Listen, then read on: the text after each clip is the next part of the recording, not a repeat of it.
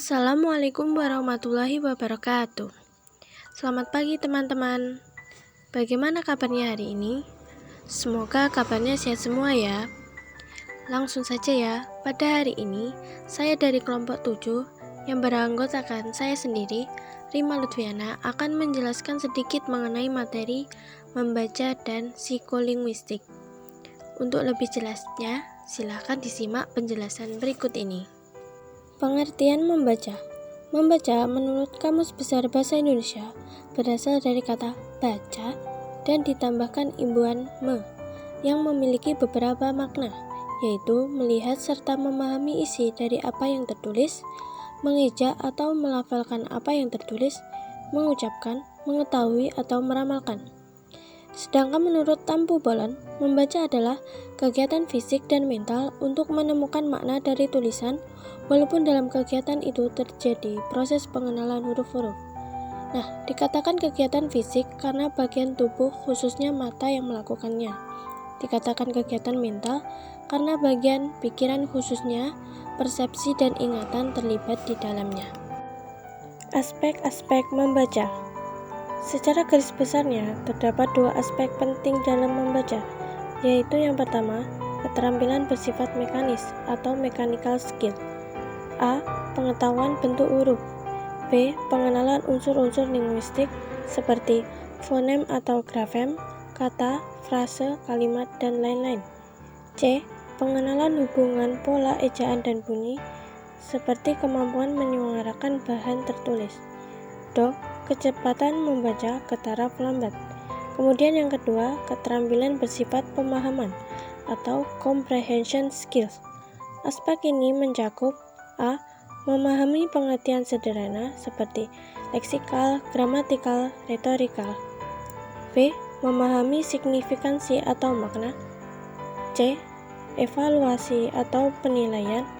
Do. Kecepatan membaca yang fleksibel, seperti disesuaikan dengan keadaan. Selanjutnya adalah faktor-faktor yang mempengaruhi kemampuan membaca. Yang pertama, motivasi. Nah, di dalam motivasi ini terdapat dorongan dari seseorang yang akan membuat minat membaca menjadi kuat, sehingga memberi hasil belajar yang lebih baik. Yang kedua ada lingkungan keluarga.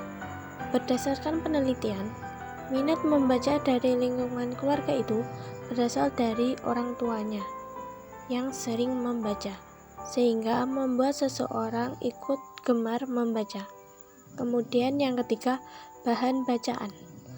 Apabila cerita yang dibaca mudah dipahami, akan membuat seseorang menyukai isi ceritanya dan meningkatkan minat untuk membaca. Selanjutnya adalah pengertian psikolinguistik. Psikologi berasal dari bahasa Inggris, psikologi. Kata psikologi berasal dari bahasa Greek atau Yunani, yaitu dari akar kata psyche yang berarti jiwa, ruh, sukma, dan logos yang berarti ilmu. Jadi secara etimologi, psikologi berarti ilmu jiwa. Sedangkan linguistik adalah ilmu tentang bahasa dengan karakteristiknya. Nah, dapat disimpulkan bahwa psikolinguistik itu adalah ilmu yang mempelajari perilaku berbahasa, baik perilaku yang tampak maupun perilaku yang tidak tampak. Selanjutnya adalah hubungan membaca dengan psikolinguistik. Nah, hubungan membaca dengan psikolinguistik ini dapat kita lihat pada yang pertama ada sejarah tulisan, yang kedua ada grafem dan fonem, dan yang ketiga ada elemen pada huruf. Pada sejarah tulisan dapat kita telusuri pada tahun 3100 sebelum Masehi, pada bangsa Sumeria yang hidup di Mesopotamia purba di antara sungai Tigris dan Eufrates. Pada saat itu orang belum memakai tanda atau huruf seperti yang kita sekarang pakai. Mereka memakai apa yang dinamakan dengan cuneiform, yakni gambar-gambar yang melambangkan benda atau konsep. Dan kemudian yang kedua ada grafem dan fonem. Grafem adalah satuan unit terkecil sebagai pembeda dalam sebuah sistem aksara atau huruf. sedangkan fonem adalah unsur bahasa yang terkecil dan dapat membedakan arti atau makna. Contohnya pada F yang mewakili font, PH yang mewakili foto, dan GH yang mewakili cow. Dalam kaitannya dengan membaca, korelasi antara grafem dan fonem memegang peranan penting karena makin besar korelasinya, maka makin bisa dipastikan dapat memudahkan orang untuk membaca. Kemudian yang ketiga adalah elemen pada huruf. Huruf alfabet Latin sebenarnya mempunyai elemen unik pada setiap hurufnya, sehingga bisa dibedakan antara satu sama lain. Contohnya pada huruf P, H, B, dan Do, sama-sama terdapat elemen garis dan setengah lingkaran, namun berbeda tempat. Kemudian contoh lain, perbedaan bentuk huruf kecil dan huruf kapital, seperti huruf A besar dengan huruf A kecil.